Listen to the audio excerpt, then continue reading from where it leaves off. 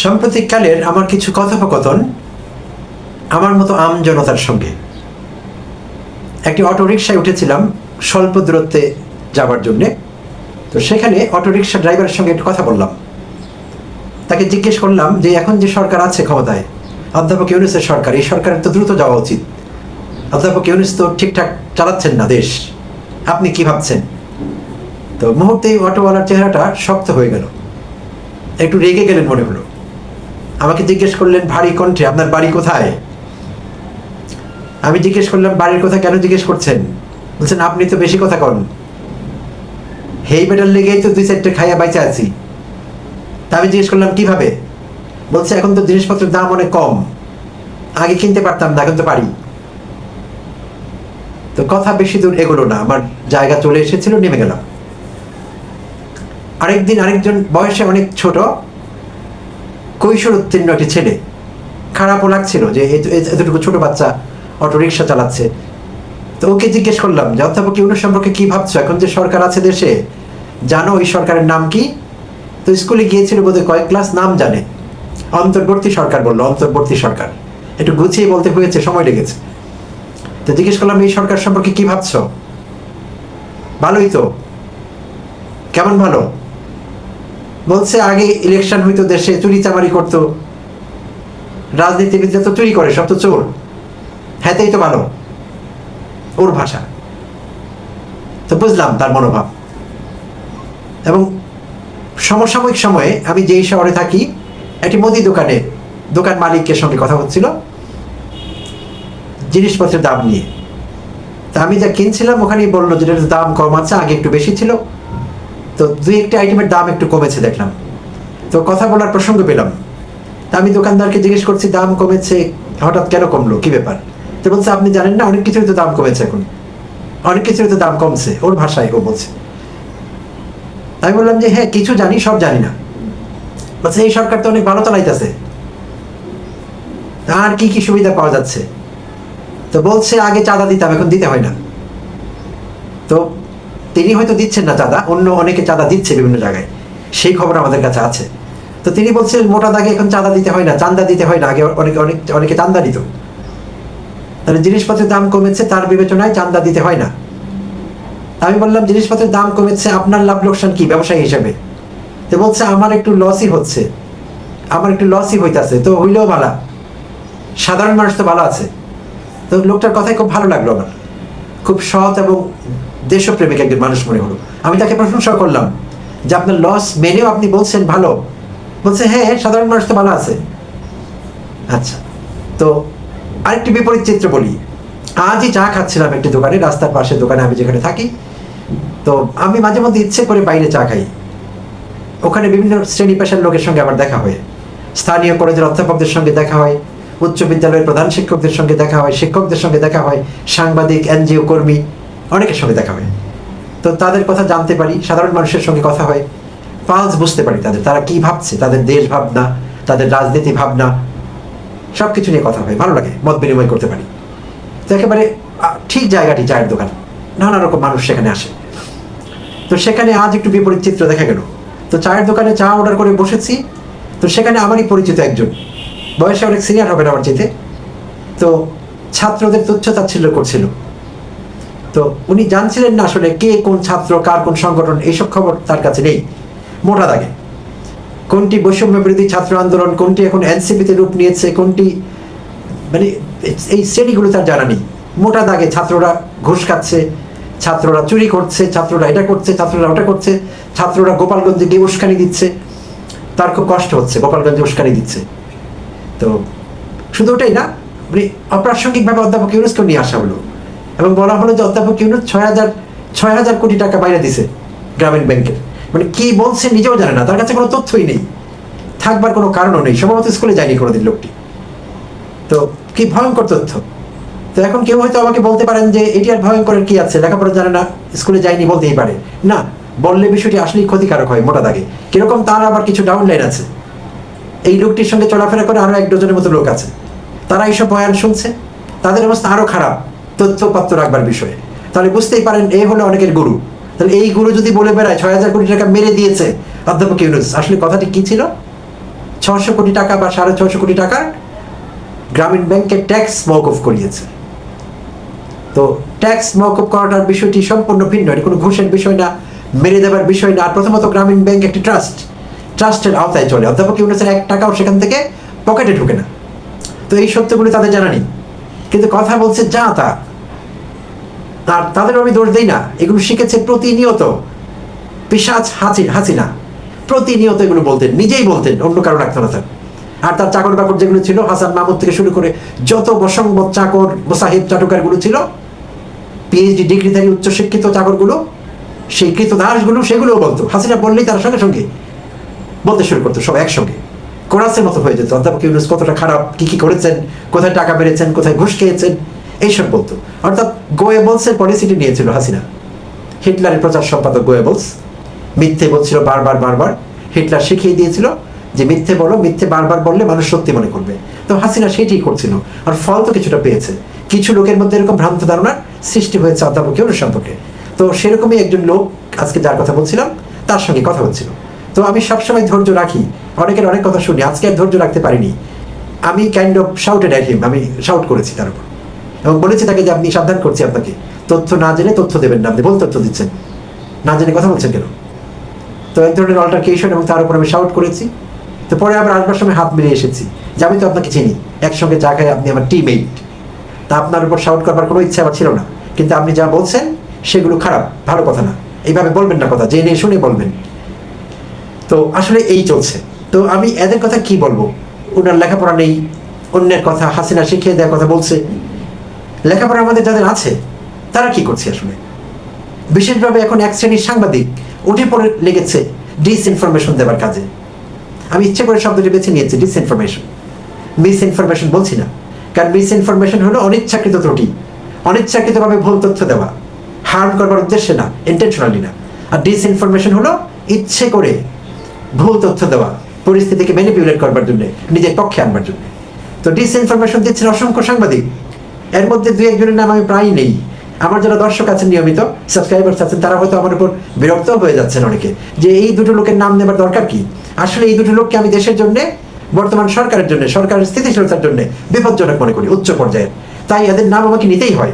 এরা যখনই কোনো একেবারে নোংরা টপিক বানায়, নোংরা কন্টেন্ট বানায়, তখনই আমি এদের নাম নেই, আমি আবার ওগুলো নিয়ে কথা বলি। আমাকে কথা বলতে হয়, আসলে এটিকে আমি একটি আমার মরাল অব্লিগেশন মনে করি, নৈতিক দায়িত্ব মনে করি, সেদিক থেকে আমি এই কাজটি করি।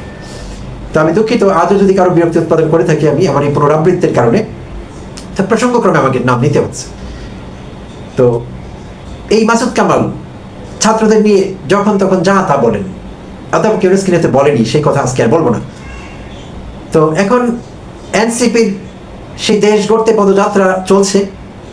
গত পরশু 16 তারিখ বুধবার যা হয়ে গেল সেটি আর এখন রিপিট করবার কিছু নেই, আমরা সবাই জানি। তো এইটি নিয়ে আলোচনা, পুঙ্খালোচনা, সমালোচনা, পর্যালোচনা চলছে সর্বমহলে। তো আজই দেখলাম মানব জমিনের মতিউর রহমান চৌধুরীর সঙ্গে আলাপচারিতা মাসুদ কামালের, সাংবাদিক মাসুদ কামাল, কথা এবং অন্য মঞ্চ খ্যাত মাসুদ কামাল। তো মাসুদ কামাল সব জায়গায় বিচরণ করছেন, লোকেরা তাকে সিনিয়র বলে সব জায়গায় প্লেস করছে। আমি অবাক হচ্ছি, এটি কোনো লোকের যোগ্যতা হতে পারে না, তাকে যেখানে নেওয়া হচ্ছে সিনিয়র সাংবাদিক মাসুদ কামাল। মনে হয় যেন ওই কথাটা না বললে গুনাহ হবে।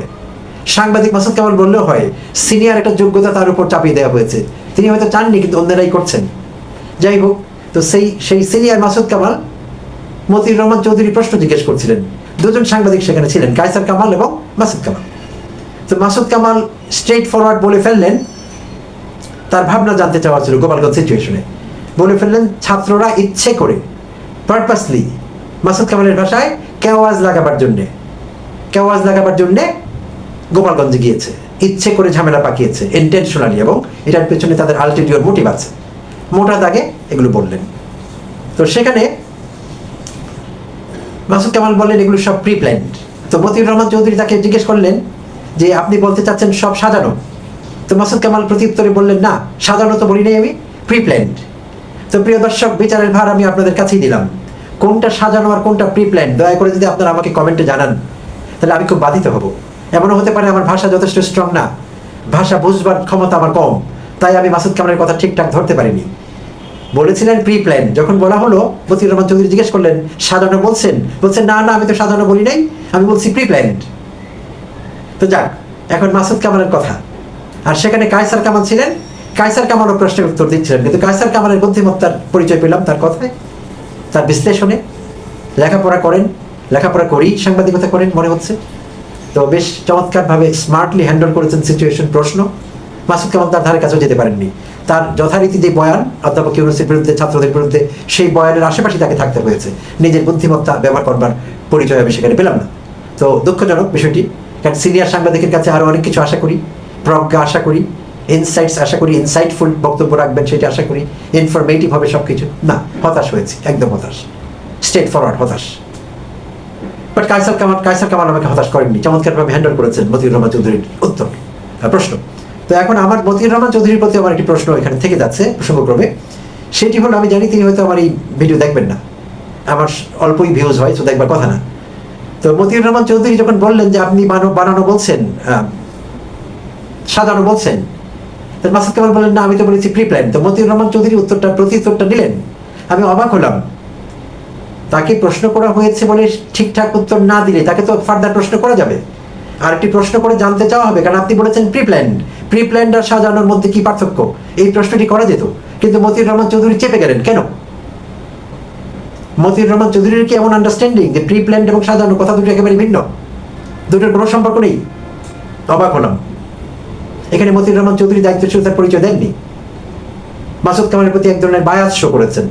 উত্তর যথাযথ পাননি তিনি, বোঝা গিয়েছে তার এক্সপ্রেশন থেকে, ফেশিয়াল এক্সপ্রেশন সে কথাই বলছিল, কিন্তু তাকে কাউন্টার প্রশ্নটি করলেন না। কেন করলেন না? এটা এক ধরনের বায়াস এবং প্রেজুডিস। এনিওয়ে, এটি দায়িত্বশীল আচরণ না। তো এইবার ফিরে আসি, থাম মেরে মাসুদ কামাল কেন, মাসুদ কামালকে নিয়ে এত কথা কেন? তো মাসুদ কামাল খুব বেশি দিন আগের কথা না, এনসিপির ছাত্র নেতৃবৃন্দকে নিয়ে উক্তি করেছিলেন, আরে ভাই ওরা কয়জন, ওরা তো 6 জন। দুঃখিত দর্শক, মাসুদ কামাল এভাবে কথা বলেন, 6 ঠিক মতো আসে না, ওরা তো 6 জন, 6 জন আর 9 জন, ওরা দিবে ডাক, ওরা করবে আন্দোলন। মাসুদ কামাল এই কথা বলছিলেন দম্ভ করে, ব্যঙ্গোক্তি করে। আমি মাসুদ কামালকে বলতে চাই, মাসুদ কামাল ভুল ছিলেন। আজকে ফরিদপুরে যে জনসভা দেখলাম আমরা এনসিপি, মাসুদ কামাল এখন কি বলবেন? যেখানেই তারা যাচ্ছেন তাদের পদযাত্রার অংশ হিসেবে প্রতিটি জেলায় হাজার হাজার লাখো লোক বেরিয়ে আসছে, তাদের প্রতি ভালোবাসা প্রদর্শন করছে, তাদের সমর্থন করছে। তো মাসুদ কামাল সেই সব দৃশ্য দেখেন, দেখলে এখন কি বলবেন? ওরা কি 6 জন? না, ওরা 6 জন না, ওরা অনেক, ওরা হাজার হাজার, ওরা লাখে লাখে, এবং ওরা বাড়বে, ওরা বাড়ছে। They are getting bigger and bigger. Masud কামালের এখন কি বলার আছে? 6 জন আর 9 জন? না, it's a big thing, and NCP is getting bigger and bigger. গতকালই একটি ভিডিওতে আলোচনা করছিলাম তেলবাজি নিয়ে। তেলবাজি, মোসাহেবি, চাটুকারিতা, এগুলো আমাদের বাঙালি চরিত্রের অনুষঙ্গ, অত্যন্ত গুরুত্বপূর্ণ অনুষঙ্গ। এগুলো ছাড়া আমাদের জীবন অসম্পূর্ণ। আসলে কে কত বড় তেলবাজ, কে কত বড় মোসাহেব, কে কত বড় চাটুকার, এই বিষয়গুলো প্রমাণ করবার জন্য সব জায়গায়, অফিস আদালতে, রাজনৈতিক ময়দানে, জীবনের প্রতিটি স্তরে আমাদের মধ্যে থাকে একটি উদগ্র প্রতিযোগিতা, কে কার চাইতে বড় তেলবাজ। জাতীয় পর্যায়ে একরকমের একটি প্রতিযোগিতা হতে পারে এই নিয়ে, জাতীয় পর্যায়ে, বিভিন্ন পর্যায়ে তো হচ্ছে। জাতীয় পর্যায়ে বড় স্কেলে একটি প্রতিযোগিতা হতে পারে যে সবচাইতে বড় তেলবাজকে বাংলাদেশে, তাকে খুঁজে বের করা, সবচাইতে বড় মোসাহেবকে। এবং এটি ক্ষেত্র ভাগ করে দিতে হবে, প্রাইভেট সেক্টরে কে, সরকারি সেক্টরে কে, রাজনীতি থেকে তেলবাজের আলাদা করবার জন্য, এবং তাদেরকে পুরস্কৃত করা যেতে পারে। কারণ এগুলো করবার জন্য মেধার দরকার হয়। তারা অনেক গুছিয়ে, অনেক চিন্তা করে, সবসময় এগুলো গবেষণা করেন কিভাবে তেলবাজি করা যায়, আরও ইফেক্টিভ ওয়েতে করা যায়। সো এটি একটি পরিশ্রমের কাজ। তো যারা মাথা খাটিয়ে এই পরিশ্রমটি করছেন তাদেরকে মূল্যায়ন করা যেতে পারে, কারণ তেলবাজির সংখ্যা ক্রমশই বেড়ে গিয়েছে সমাজে, এত বেড়ে গিয়েছে সেটি আসলে ভাষায় প্রকাশ করবার মতো না। আর সংখ্যা বেশি হওয়া মানে তো গণতন্ত্র, তাই তাদেরকেও একটি গণতান্ত্রিক সুযোগ দেওয়া যেতে পারে। তাদের মধ্যে শ্রেষ্ঠতম, শ্রেষ্ঠতর, শ্রেষ্ঠ, এরকম বিভিন্ন ক্যাটাগরিতে তাদেরকে নির্বাচন করা যেতে পারে। তো গতকাল কথা বলেছি এবং কন্টেন্ট তৈরি করেছিলাম পরশু দিনের একটি বিষয় নিয়ে। পরশু দিন ছিল সোমবার। তো সোমবারে আমাদের মাননীয় হাইকোর্ট একটি রিটের বিপরীতে রুলিং দিয়েছিল, আর সেই রুলিংটি ছিল আমাদের প্রধান উপদেষ্টাকে কেন জাতীয় সংস্কারক হিসেবে নির্বাচিত করা হবে না বা ঘোষণা করা হবে না। তো সঙ্গে শহীদ ছাত্রদের কথাও ছিল, জুলাই অভ্যুত্থান বা জুলাই আন্দোলনে শহীদ যারা হয়েছিলেন তাদেরকেও জাতীয় শহীদ হিসেবে ঘোষণা করবার একটি আবেদন ছিল একই রিটে। তো ওটি নিয়ে আমার কোনো আপত্তি নেই, ছাত্রদের শহীদ ঘোষণা করা, এটা তো চমৎকার বিষয়, এটি নিয়ে হতেই পারে ঘোষণা। আর জাতীয় শহীদ বলতে কিছু নেই, এখানে শব্দের কোনো ব্যাপার থাকতে পারে, ভাষার একটি অপপ্রয়োগ আছে বলে মনে করছি। জাতীয় শহীদ বলতে তো কিছু নেই, শহীদ তো শহীদই। তো সেই বিষয়ে যদি শুধু রিট হতো আমার কোনো আপত্তি ছিল না, যে কেউ নিহত ছাত্রদের প্রতি দয়া পরবশ হয়ে তাদের জন্য খারাপ লেগেছে, মায়া লেগেছে, দেশপ্রেম উৎসারিত, এরকম একটি চিন্তা আমি এইভাবে দেখতাম ব্যক্তিগতভাবে। কিন্তু যখন অধ্যাপক ইউনূসের নাম আনা হয়েছে, অধ্যাপক ইউনূসকে জাতীয় সংস্কারের ঘোষণা করা হোক, তখনই আমি বিষয়টিকে সন্দেহের চোখে দেখেছি, এবং তখনই আমার মনে হয়েছে এটি একজন তেলবাজের কাজ, একজন ধরিবাজের কাজ, একজন মোসাহেবের কাজ, একজন চাটুকারের কাজ। তো তিনি সেই চেষ্টা করতেই পারেন, কিন্তু হাইকোর্ট কি করে এই ফাঁদে পা দিল সেটি একটি বিরাট প্রশ্নবোধক চিহ্ন হয়েই থাকবে বিচারালয়ে এবং বিচারাঙ্গিনায়। হাইকোর্টের দ্বৈত বেঞ্চ, দুজন বিচারপতি ছিলেন সেই বেঞ্চে।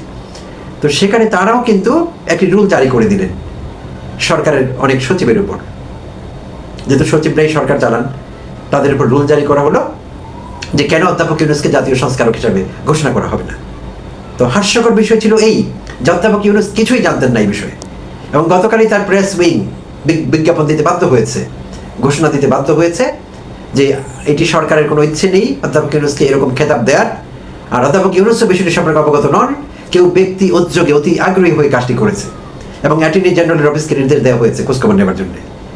তো অনেক সময় ঊর্ধ্বতন কর্তৃপক্ষ বা যারা বিভিন্ন পজিশনে আছেন, সম্মানের জায়গায় আছেন, রেসপন্সিবল পজিশনে আছেন, তারা চান না অনেক কিছু, তারা চান না লোক উঠতে বসতে তাদের জন্য চাটুকারিতা করুক, মুসাহেবি করুক, তাদের সামনে হাত ঘষুক সারাক্ষণ, কিংবা যার যত হাইট সে হাইটে না দাঁড়াতে পারুক। নিশ্চয়ই আমরা লক্ষ্য করেছি প্রিয় দর্শক, অনেকেই আছেন বিনয়ের কারণে বিনয়াবনত হন, বিনয়ে অবনত, সমাসবদ্ধ পদ হলো বিনয়াবনত। সো অনেকেই বিনয়াবনত হন, কারণ ছাত্র জীবনে আমরা বিনয়াবনত লিখতাম চিঠির শেষে, অফিসিয়াল লেটার যেগুলো লিখতাম অ্যাপ্লিকেশন, সেগুলো নিচে আমরা লিখতাম বিনয়াবনত। তো সেই বিনয়ে অবনত হন অনেকেই ঊর্ধ্বতনদের সামনে হাত কচলাতে থাকেন, কেউ কেউ কেউ অর্ধেক দাঁড়ান, অর্থাৎ নিজের পুরো হাইটে দাঁড়াতে পারেন না, সাহস পান না দাঁড়াতে। তো এটি একটি জাতীয় পর্যায়ের বিষয়, আমরা লক্ষ্য করেছি সব পর্যায়ে, নিচু স্তর থেকে শুরু করে উপরের পর্যায়ে এটি বলবৎ আছে। তো এই ভিডিও আসলে অধ্যাপক ইউনূসের সঙ্গে কেউ চাটুকারিতা করেছে বা তার মোসাহেব হওয়ার চেষ্টা করেছে সেই উদ্দেশ্যে তৈরি করছিলাম না। আমি যে উদ্দেশ্যে এই কথাটি বলতে চাচ্ছি, বা আমি যে এপিসোড আজকে তৈরি করছি, সেটি হলো আমাদের সেনাপ্রধান জেনারেল ওয়াকারুজ্জামান। তো তাকে নিয়ে অনেক কথা আছে, অনেক বিতর্ক আছে। শুরুতেই বলতে হয় তার নিয়োগটি বৈধ ছিল না। হাসিনা অনেক সিনিয়রকে ডেঙ্গিয়ে নানান রকম ইঞ্জিনিয়ারিং করে, মেকানিজম করে তাকে সেনাপ্রধান বানিয়েছিলেন। তিনি যে অযোগ্য লোক তা কিন্তু না, তিনি একজন আর্মি কমিশন অফিসার, নিশ্চয়ই তার যোগ্যতা আছে, হাই আইকিউ আছে, যোগ্যতা আছে, সেগুলো নিয়ে আমাদের কোনো প্রশ্ন নেই। কিন্তু সেনাপ্রধান নির্বাচিত হওয়ার বিষয়টি কোন মেলে, এখানে ঝামেলা আছে। আর শুধু তাই না, কিছু বিতর্কিত বক্তব্যের কারণে হাসিনা পালিয়ে যাবার পরবর্তী সময়, আওয়ামী লীগের পতনের পরবর্তী সময়টাতে তিনি কিছু বিতর্কিত মন্তব্য করেছেন বিভিন্ন সময়, সেই কারণে তাকে নিয়ে আরও বিতর্ক হয়েছে। আগুনে তিনি ঘি ঢেলেছেন অনেকবার, সো তিনি বিতর্কেই থেকেছেন সবসময়। তো একটি মহল তার সম্পর্কে পজিটিভ ন্যারেটিভ তৈরি করবার চেষ্টা করেছিল বরাবরই, তাকে মহিমান্বিত করবার একটি চেষ্টা আগাগোড়াই ছিল। তো সেটি সফল হয়নি, বরং সময়ের সঙ্গে সঙ্গে তিনি আরও বেশি অপ্রাসঙ্গিক হয়েছেন, নিঃসন্দেহে আপনারা আমার সঙ্গে একমত হবেন। আর গত 25 ফেব্রুয়ারি তিনি রাজধানীর রাওয়া ক্লাবে, অবসরপ্রাপ্ত সামরিক কর্মকর্তাদের যে ক্লাবটি আছে রাওয়া ক্লাব, তো সেই ক্লাবে তিনি একটি ভাষণ দিচ্ছিলেন সেনা সদস্যদের উদ্দেশ্যে। তো সেই ভাষণে তিনি একটি সতর্ক বাণী দিয়েছিলেন আমাদের জাতিকে, যে আপনারা যদি, রাজনৈতিক দলগুলোকে মূলত উদ্দেশ্য করে তিনি সে কথা বলছিলেন, যে আপনারা যদি নিজেদের মধ্যে হানাহানি, কাটাকাটি, মারামারি এইসব করেন, তাহলে ভবিষ্যতে বাংলাদেশের স্বাধীনতা এবং সার্বভৌমত্ব বিপন্ন হবে। আর যদি হয় তখন আমাকে দোষ দিতে পারবেন না যে আপনি তো বলেননি। তো তিনি হয়তো নিরীহভাবে এই কথাগুলো বলেছেন, তার কাছে কেউ সেই সতর্ক বার্তা চায়ওনি তখনও, শতপ্রণোদিত হয়ে হাইকোর্টের মতো মাঝে মাঝে আমরা দেখি তিনি এই বক্তব্যটি রেখেছিলেন যে নিজেদের মধ্যে মারামারি, হানাহানি, কাটাকাটি করা যাবে না। তো এটা ভালো কথা, সত্যি কথাই বটে। তো এখন 5 মাস আগের কথা, প্রায় 5 মাস পর, গত কিছুদিন থেকে অন্তত বেশি খারাপ হয়েছে আমি বলবো, অন্তত গত 10 তারিখের পর থেকে, 10 জুলাইয়ের পর থেকে, যেখানে মিটফোর্ডের পার্শ্ববর্তী জায়গায় লাল চাঁদ ওরফে সোহাগকে নির্মমভাবে হত্যা করা হলো। বিএনপির কিছু অঙ্গ সংগঠনের নেতাকর্মীরা, আর সোহাগও যুবদলের সদস্য ছিলেন, সে তাকে নির্মম হত্যা করা হলো নির্মমভাবে। তো সেই 10 তারিখের পর থেকে দেশের পরিস্থিতি একটু ঘোলাটে হয়েছে, রাজনৈতিক দলগুলো বিবাদমান, তারা একে অপরকে কনফ্রন্ট করছে, কনফ্রন্টেশনাল একটা পজিশনে চলে এসেছে, মুখোমুখি দাঁড়িয়ে গেছে। এখানে একে অপরের বিষোদ্গার করছে। জামায়াতে ইসলাম বিএনপির বিরুদ্ধে কথা বলছে, বিএনপি তাদের বিরুদ্ধে কথা বলছে, এনসিপি বিএনপিকে আক্রমণ করছে, বিএনপি আবার 3 গুণ বেশি শক্তি নিয়ে এনসিপিকে আক্রমণ করছে। তো এই বিষয়গুলো ঘটছে। তো এই পরিস্থিতিটি ঘোলাটে নিঃসন্দেহে, এবং এটা আমাদের জন্য এটা কমফোর্টেবল না, আমরা স্বস্তিতে নেই এসব কারণে। তো আর এগুলো হবারই ছিল, কারণ যার যার এজেন্ডা আলাদা আলাদা, প্রত্যেকের এজেন্ডা বাস্তবায়ন করবার চেষ্টা করছে। এদিকে ঐকমত্য কমিশনে কোনো সুফল পাওয়া যাচ্ছে না, কারণ প্রত্যেক রাজনৈতিক দলের নিজস্ব এজেন্ডা আছে। কেউ পজিটিভ ওয়েতে যাচ্ছেন না, নিজের হেডআপ নষ্ট হয়ে যাচ্ছে, সুপ্রিমেসি দেখাতে পারবেন না, একাধিপত্য বজায় রাখতে পারবেন না, সেসব কারণে রাজি হচ্ছেন না অনেক প্রস্তাবে অনেক রাজনৈতিক দল, সেটা আমরা দেখছি। তো আমরা জানতাম যে একটি বিরোধের দিকে যাচ্ছে অনেক কিছুই। তো এই সোহাগ হত্যাকাণ্ডকে কেন্দ্র করে আরেকটু উস্কে গেছে, বিষয়টি উস্কে দেওয়া হয়েছে। এখন পরিস্থিতি খারাপ যাচ্ছে। এই জন্য গতকাল দেখলাম বেশ কয়েকজন ইউটিউবার, অবাক হয়েছি, একজন যদি এরকম চিন্তা করতেন তাহলে বুঝতে পারতাম। বেশ কয়েকজন ইউটিউবার ভিডিও বানিয়েছেন, কন্টেন্ট বানিয়েছেন, সেনাপ্রধান ওয়াকারুজ্জামানকে গ্লোরিফাই করে তাকে মহিমান্বিত করবার চেষ্টা করেছেন। তিনি একজন নর, তিনি একজন মানুষ, নরে দেবত্ব আরোপ করা হয়েছে। তিনি অলৌকিক ক্ষমতা সম্পন্ন কোনো ব্যক্তি, এমনটি বোঝাবার চেষ্টা করা হয়েছে। আমি এটাই বলবো, আমার আন্ডারস্ট্যান্ডিং এইটুকুই। তো সেই গোলামেরা, আমি তাদেরকে গোলামই বলবো। ওয়াকারুজ্জামান একদম বলে দেন, আমি জানি তিনি বিব্রত হয়ে থাকবেন। যদি এইসব ভিডিও তার নজরে আসে তিনি বিব্রত হবেন যে আমি তো কাউকে বলিনি, আমাকে এরকম মেনশন করে এইসব কথা বলা কখনই বলেনি, তিনি বলতেই পারেন না এমন কথা। তো গোলামেরা নিজে থেকেই করেছে, সেই গোলামেরা বলার চেষ্টা করেছে। সেনাপ্রধান আগেই বলেছিলেন, 5 মাস আগেই বলেছিলেন, তার কথা কোট করেছেন, কেউ কেউ আবার স্লাইডে দেখিয়েছেন তিনি কি বলেছেন। তো তাকে বেশ গ্লোরিফাই করার চেষ্টা করা হয়েছে। বিষয়টা এই পর্যায়ে গেছে তাদের কথাবার্তায় যে সেনাপ্রধান অলৌকিক ক্ষমতার অধিকারী, তিনি কামেল শ্রেণীর মানুষ, তার কামেলিয়াত ফলে গিয়েছে এখন। তো সেনাপ্রধান নিজেও জানেন না তিনি যে এত বড় কামেল, তিনি যে এত বড় অলৌকিক ক্ষমতা সম্পন্ন মানুষ, এত বড় আধ্যাত্মিক ব্যক্তিত্ব, তার নিজেরও জানা নেই। আমি নিশ্চিত তার এই নতুন গুণাবলীর কথা জেনে তিনি মুগ্ধ হবেন অথবা বিচলিত হবেন। আর গোলামেরা কি আমার আশাইটি করছে আমি জানি না। আমি তো সবাইকে স্বাধীন মানুষ ভাবতে চাই। স্বাধীন মানুষ, আধুনিক মানুষ স্বাধীন হবে, মেরুদণ্ড সোজা করে দাঁড়াবে নিজের পায়ে, নিজের উচ্চতায়।